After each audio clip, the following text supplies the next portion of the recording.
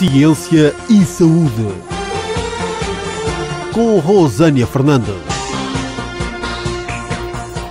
Muito boa tarde a todos. Estamos de volta com mais um programa Ciência e Saúde. O programa Ciência e Saúde de hoje vem com a temática autoestima e dificuldade de aprendizagem, em sequência da entrevista que foi dada pela doutora Lourdes Sá na semana passada. A doutora Lourdes Sá é formadora profissional e psicóloga clínica, é pós-graduada em aconselhamento e psicoterapia comportamental e cognitiva, é especialista em crianças e adolescentes, é mestre em educação, especialista em supervisão e orientação pedagógica. Muito boa tarde, doutora Lourdes Sá. Boa tarde, Rosânia. É um prazer estar aqui novamente desde a semana passada na Rádio Horizonte FM. Só para lembrar que a doutora Lourdes Sá estará dando uma conferência no evento que teremos em março, dia 16 de março, sobre dificuldades de aprendizagem, onde então poderá aprofundar mais ainda as entrevistas que vem dando já ao longo dos nossos programas, né? Exatamente, vamos falar sobre a autoestima da criança com dificuldades de aprendizagem. É isso, então fica convidado os ouvintes que quiserem aprofundar mais sobre esse assunto, a doutora Lourdes Sá estará falando então mais profundo sobre esse assunto no evento que acontecerá no dia 16 de março. Doutora Lourdes, dando então sequência à nossa entrevista, quando a dificuldade ainda não foi diagnosticada por especialistas, é possível ser identificada através de comportamentos de autoestima? Sim, se os professores e os pais estiverem atentos. Ou seja, baixa autoestima é a criança que se critica a ela própria, que pensa mal dela própria, ou que às vezes está sempre a criticar o que se passa à volta dela. Então, se, por exemplo, se a criança demonstrar que não quer ir à escola, ou que não gosta da escola, isso é algo que tem que se olhar com atenção. Não quer dizer que a criança tenha dificuldades de aprendizagem por isso, mas tem que se perceber porque é que a criança não quer ir à escola. Não é? O que é que se passa? Qual é o problema que pode estar a acontecer na escola ou não? Às vezes pode não estar a haver problema nenhum na escola, pode ser simplesmente a criança que quer ficar em casa com os pais, que percebeu que não ir à escola, fica em casa e daí não estar a querer ir à escola. Mas é sempre bom estar atento a tudo.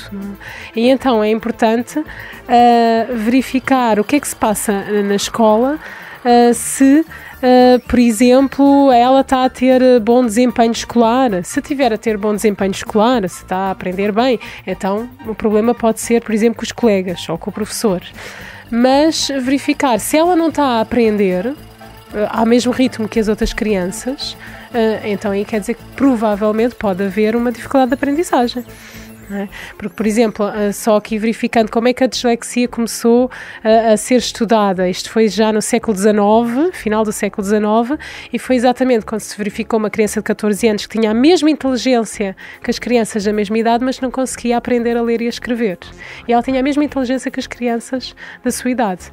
Então aqui temos que verificar se a criança, se ela está a ter dificuldades na leitura, na escrita ou na soltração, que não é normal para aquela idade, pelo sim, pelo não, ir consultar o mais rápido possível um especialista. E daí falámos, existem as associações, em Portugal existe a Associação Portuguesa de Dislexia, existe a Associação Portuguesa de Apoio, Formação e Investigação de Dislexia. Ou os pais também podem verificar, existem já várias consultórios de psicologia em Portugal, em várias zonas, né, Lisboa, Porto e noutras cidades, que têm atendimento específico para as dificuldades de aprendizagem. Com a dislexia, sim. É sempre bom verificarem se especificamente aquele consultório ou aquele psicólogo tem experiência nessa área da dislexia. É sempre uma mais-valia. Doutora, uma criança que vem sendo acompanhada pode manifestar mais autoestima que uma outra que não é acompanhada? À partida deverá ter mais autoestima, porque se não tiver, então é porque o apoio não está a ser integral. Ou seja, quando se dá apoio a uma criança, pedagógico ou psicológico, a criança é porque ela tem determinadas dificuldades e tem que se ter em conta, além dessas dificuldades, ajudá-la nas dificuldades de aprendizagem, também na autoestima. Porque se ela acreditar que é capaz, se ela colocar assim, não, eu sou capaz, eu sou boa a jogar futebol, eu sou boa no balé, eu sou boa a fazer rir as outras crianças, então eu sou boa na família, sou boa criança, então ela vai ter mais capacidade para acreditar que vai conseguir lidar com aquela dificuldade. Isso é importante também, ter a noção de que é para a vida, a dislexia não se cura, então, porque é uma dificuldade de aprendizagem de foro neurobiológico, então ela tem que ter esse desconto ponto com ela própria, ter a noção de que é para a vida, não vale a pena estar a querer esforçar mais, querer para ela naquela área, ser mais do que as outras crianças, não é? Ter essa noção, mas cá está ela a acreditar que é capaz de aprender a lidar com aquele problema. Okay. E relembrar, algo que também ajuda, é uma técnica, é mostrar à criança que existem adultos de sucesso que têm aquele problema que ela tem, neste caso a dislexia. Por exemplo, só uma curiosidade, o Tom Cruise tem dislexia. Então às vezes mostrar assim alguém completamente famoso que tem sucesso e que tem dislexia, ela vê, então para lá, se ele tem um adulto que gosta daquilo que faz, que está feliz com aquilo que faz e tinha o problema que tem o problema que eu tenho já em criança e que ele também tinha em criança, então eu também consigo vir a ser uma pessoa feliz. Que é isso que as crianças querem, é vir a ser um adulto feliz e um adulto de sucesso. Quando se diz sucesso é que está satisfeito com aquilo que faz na vida, não é? Não necessariamente precisa estar ligado à leitura e à escrita, né? Pode ir por um outro caminho que vai ser feliz também e as bases escolares dá para se fazer tendo esse problema, não dá, doutora? Exatamente. Ele consegue ir levando a escola de uma ou outra forma, ok? E aí é preciso o empenho, o trabalho de equipa entre os pais, os professores e alguém que acompanha a criança. É sempre importante aí haver um especialista que acompanhe a criança e a família e os professores. Tem que haver sempre este triângulo, esta triangulação de equipa, não é? À volta da criança. Sempre pais, escola e um apoio especializado na área. Doutora, agora vamos focar um bocado então nos pais. Como que fica nessa questão os pais que têm filhos com dificuldades? Como é que fica a autoestima? Como é que o pai deve lidar com isso? Como é que é a relação do pai com o filho? A doutora pode esclarecer para nós?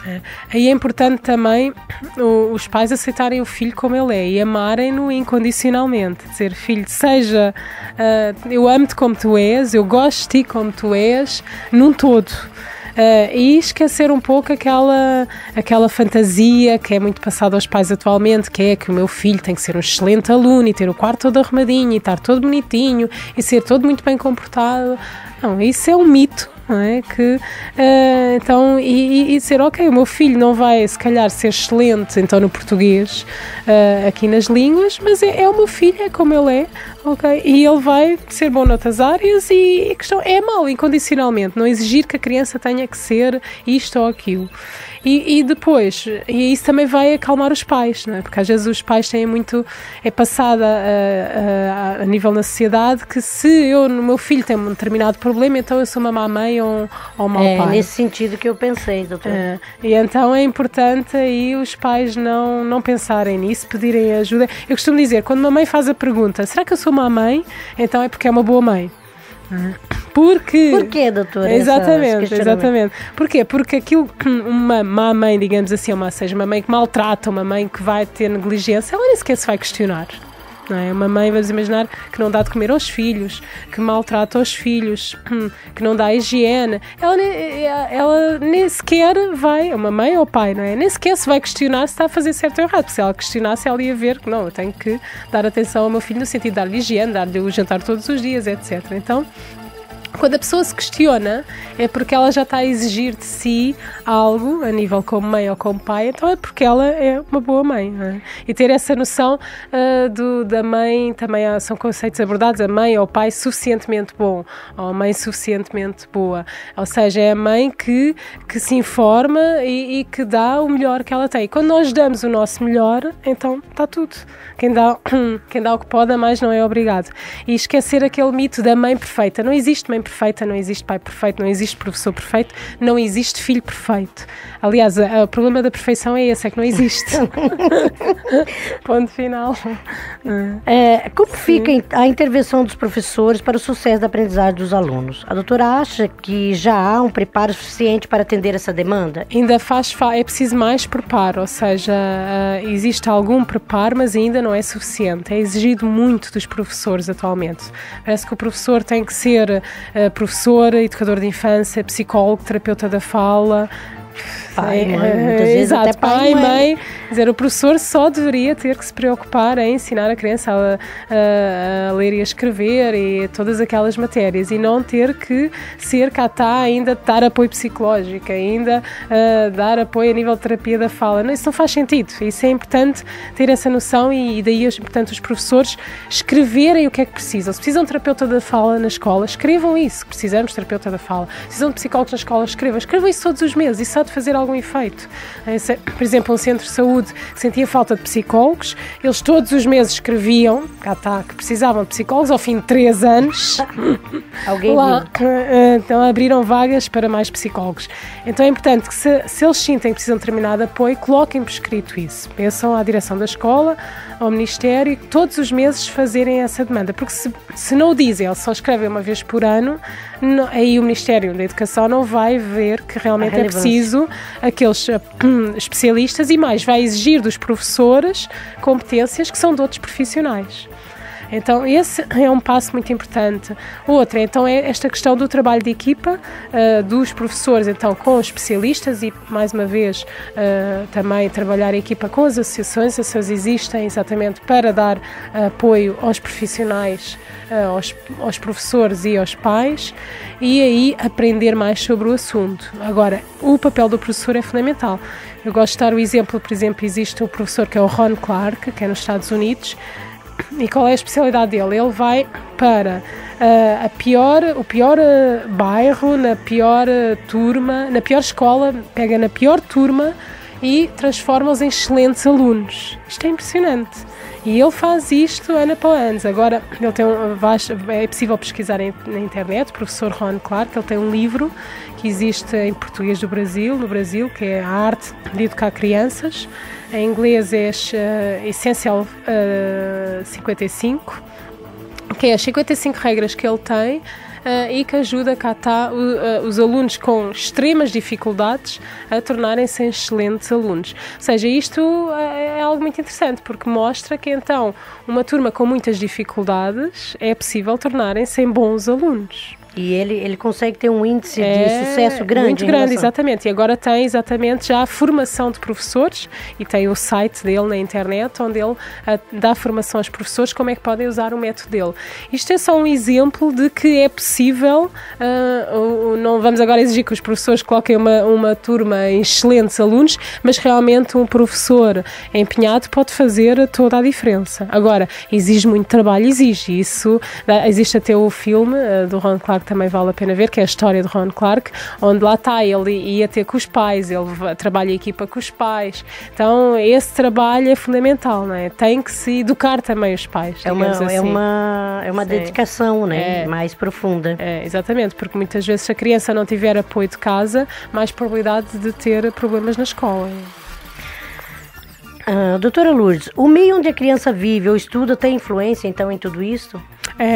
Exatamente. Na sequência disto estávamos a falar, se a criança, por exemplo, chega a casa e é discussão em casa, não interessa qual é a classe social, tanto há discussões em casa, famílias que discutem todos os dias, quer com um nível socioeconómico baixo, não é? Como níveis socioeconómicos altos. Então, se em casa estão sempre a discutir, há sempre muita gritaria, quer dizer, não é um ambiente saudável, quer para a criança gostar dela própria, gostar da família e estudar. Se há muito stress em casa, ou por exemplo ela quer estudar e não tem condições para estudar, exatamente, não tem uma secretária para estudar com calma, está sempre a televisão ligada lá em casa, ou algo tão simples quanto ela deita-se sempre à meia-noite. A criança tem que se deitar antes das 10 da noite. Então isso é fundamental, e isso é um problema que nós temos em Portugal. Temos o nome técnico é uma má higiene do sono. Este é o nome técnico, e nós temos um problema sério, que somos o país da Europa que mais tarde nos deitamos e mais cedo nos levantamos, a nível de horas de sono. Então nós dormimos muito pouco. Então há muitos adultos que acham que as crianças, se dormirem 8 horas está ótimo, não está.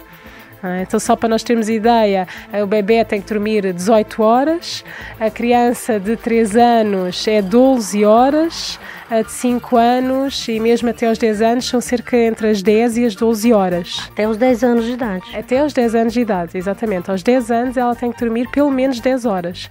E muitos adultos acham que se a criança de 4, 5 anos dorme 8 horas está bom. Confundem com o adulto, porque as horas do adulto é 8 horas e realmente se nós dormíssemos 8 horas era excelente. E não é suficiente.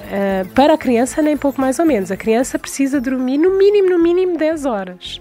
Ok? O ideal então é a criança de 5 anos a 6 anos anda ali entre as 10 e as 12 horas. Não tem que ser seguidas, não é? Daí existirem as cestas, etc. Então, como é que isso é possível? Temos de deitar a criança às 9h30, 10 da noite. Se ela dorme pouco, o que é que vai acontecer? O cérebro não descansa, além de não descansar, não se desenvolve. Volto a lembrar, a dislexia é uma dificuldade de aprendizagem de foro neurobiológico, ou seja, está ligado ao cérebro. Se o cérebro não está a descansar o suficiente e, ao não estar a descansar, não está a poder se desenvolver também o suficiente, é normal que as dificuldades se agravem. Não é que isso vai provocar dificuldades de aprendizagem, não é a falta de sono que vai provocar, mas agrava, que sabe, mas agrava. Então o que acontece? É fundamental a criança ir para a cama. Mas às vezes as crianças dizem, mas tu ficas a ver televisão. Então, mas eu sou adulto. Eu posso ficar até às 11 horas, e deixar bem claro para a criança, eu posso ficar até às 11 horas, meia-noite, porque o meu corpo não precisa dormir tanto como o teu. Mas criança, tu tens que ir para a cama cedo e deixar bem claro os adultos. Ponto final, exatamente, mostrarem que há coisas que o adulto não vai prescindir. Então ele pode negociar se ela vai comer fruta, esta fruta ou aquela fruta, pode negociar certas coisas, mas o sono não é negociável. Ponto final. Então ela vai fazer uma birra todo o tamanho hoje e amanhã, etc. Mas depois percebe que não vale a pena porque fazer mais birras porque vai ter que ir para a cama àquela hora e depois o corpo vai se habituando a adormecer e naturalmente ela vai começar a ter sono. E essa é, só tem que ser persistência ali no início, porque depois do corpo estar habituado, ela chega ali às 9h30, 10 horas, já está, as crianças têm esse ritmo, já estão mais para lá do que para cá, então não é preciso fazer nada porque elas próprias já querem ir para a cama, o corpo já se habitua a adormecer àquela hora. Então só tem que ter persistência no início. Então isso é algo também muito sério e muito importante a darmos dentro da aprendizagem. Dentro da aprendizagem. Para fechar então a entrevista, a doutora Lourdes, só dizendo que eu continuaria com a entrevista aqui mais um bocado de tempo, mas não é possível, então que as pessoas vão assistir ao evento que vai acontecer no dia 16 de março, no Externato São Miguel Arcanjo, e onde a doutora Lourdes estará aprofundando muito sobre essa temática. Que conselhos deixa para os pais, professores, educadores e colegas de sala das crianças portadoras de dificuldade de aprendizagem? Então, trabalhar a autoestima da criança e pedirem ajuda profissional, como já disse. Algumas dicas interessantes para trabalhar a autoestima da criança é, por exemplo, fazer uma lista, escrever mesmo uma lista com a criança, em primeiro lugar, uma coluna das coisas que a criança sabe fazer bem. Okay, então o que é que sabes fazer bem? Então cá está. Sabe jogar bem futebol, sabe jogar bem basquete, não é? Sabe fazer rir os colegas. Então ela vai ter assim uma lista de uma série de coisas que sabe fazer bem. Sabe cuidar bem do cão, cuidar bem do pássaro, sabe arrumar o quarto. Então, imagina uma lista de 10 coisas boas que a criança sabe fazer bem. E depois vai ter do outro lado, então, as coisas que ela sabe fazer menos bem. E vai ter, por exemplo, escrever, ler e soltar.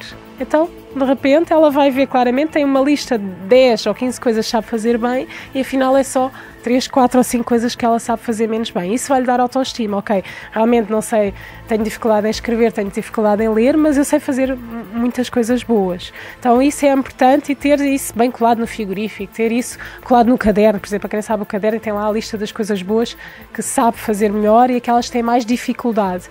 Isso é importante para a autoestima. E depois, lembrando já as anteriores entrevistas, que é, sempre nós precisamos criticar a criança, estamos-lhe a dever 3 elogios. Então, se eu precisar de chamar a atenção à criança, olha que isto aqui não está bem feito, ou esta palavra não está bem escrita, deve escrever de forma melhor, eu estou-lhe a dever os tais outros 3 elogios. Então lembrar, não é? Olha, gosto muito, 2, da maneira como tu abraçaste o teu colega, aquele puzzle que tu fizeste, gosto muito, tens aqui o caderno muito bem arrumado. Então lembrar sempre esta questão de haver o equilíbrio, que entre para cada crítica temos que fazer vários elogios. E porquê? Porque nós estamos preparados neurologicamente, fisiologicamente, para dar mais atenção ao negativo do que ao positivo.